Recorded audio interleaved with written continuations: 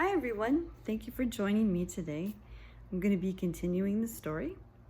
I hope your Mother's Day was just wonderful. Mine was quiet. My husband and son both bought me flowers, and my husband made one of my favorite dinners, which is penne pasta with asparagus and garlic olive oil. Just sauteed together. It was delicious.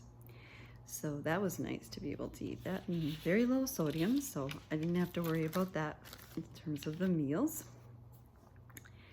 Also on Sunday, I did something I haven't done in quite a while, which is, it's called Yoga Nidra, and it's like a deep sleep. You're not deep sleep, deep rest, and it gets you into this area of your, like where you're between sleep and awake. And it was really nice, really relaxing. I used to go every week when I was working at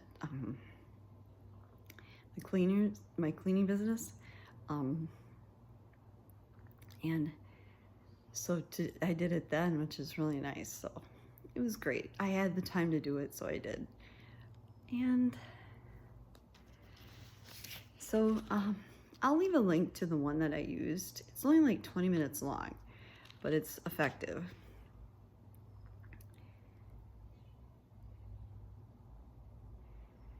So let's get, oh, I'm cooking a turkey in the oven too. I can smell it. It smells really good. It's just a oven ready turkey breast. So I can have some turkey lunch meat, which is kind of what I need. So looking forward to that. So let's get started in terms of the rest of the story, continuing the story.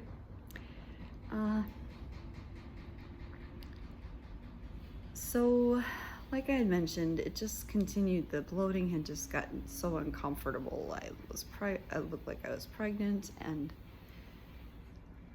not moving around very often, not very much, not having any energy. So I just couldn't take it anymore. So I called 911, and they came and got me and took me to the emergency room. Really, one technician on there was very, very nice.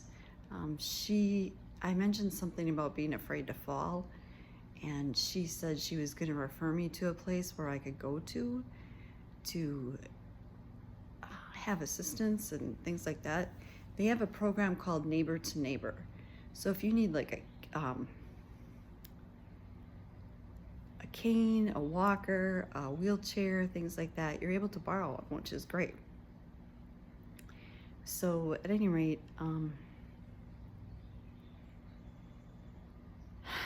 so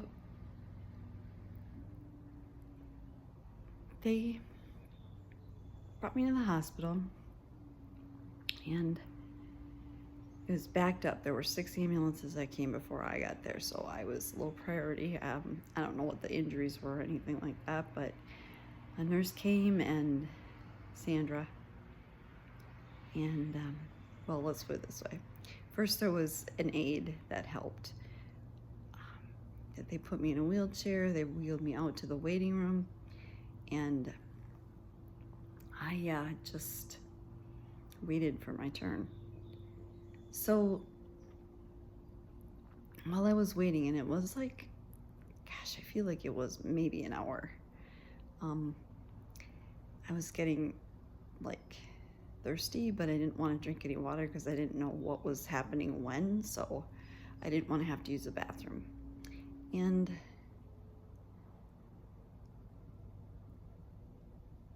the gal that was assisting me, she,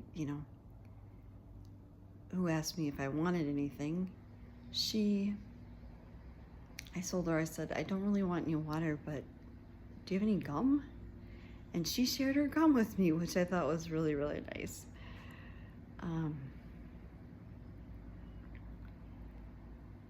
Let's see, just checking my notes here because I didn't want to miss anything.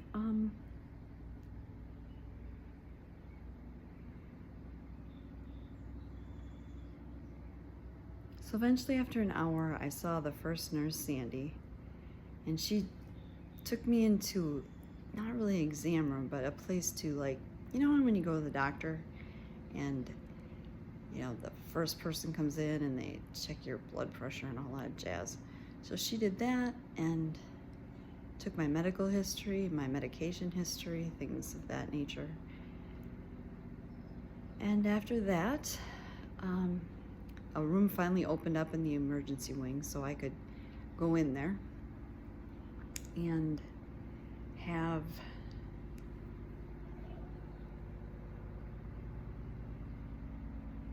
so they wheeled me in there.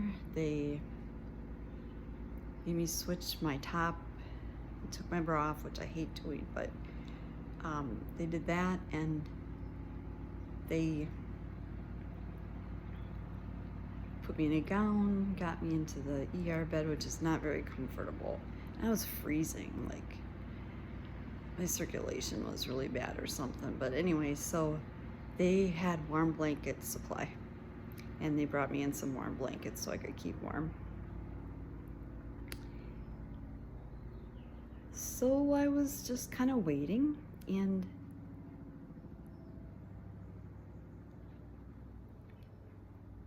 make sure I don't miss anything here. And while I was waiting, my husband came to the hospital, and he put the he and my son both came, actually.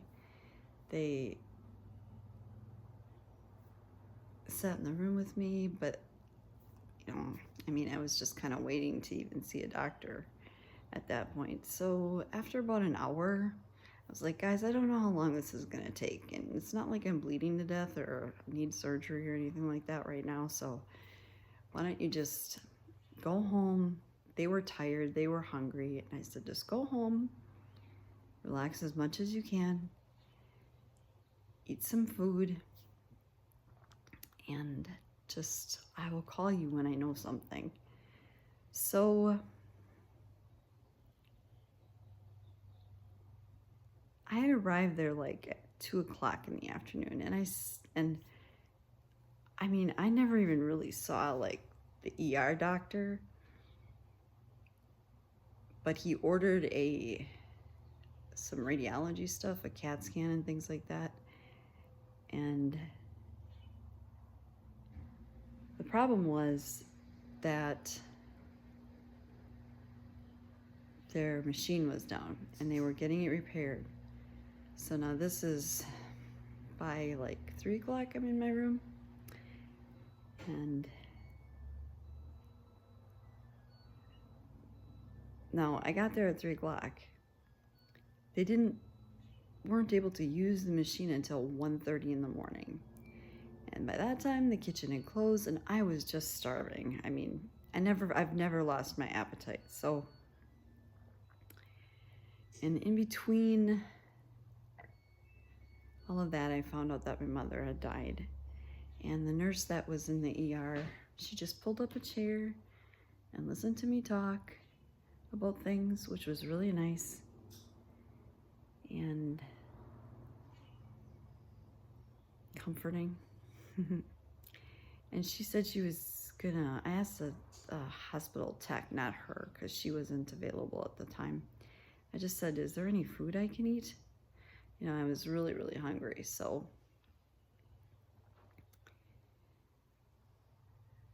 they didn't really find anything for me to eat. So, I was just starving.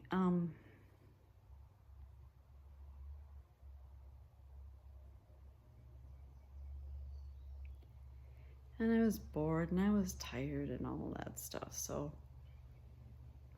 I just tried to relax as much as I could and wait for the machine to get up and do their scan and things like that. So I'm going to leave that right now. So thus began the long wait. And I will pick up the story then in this spot next time. So until then, be well, be blessed, know you're taken care of, and thank you so much for your support.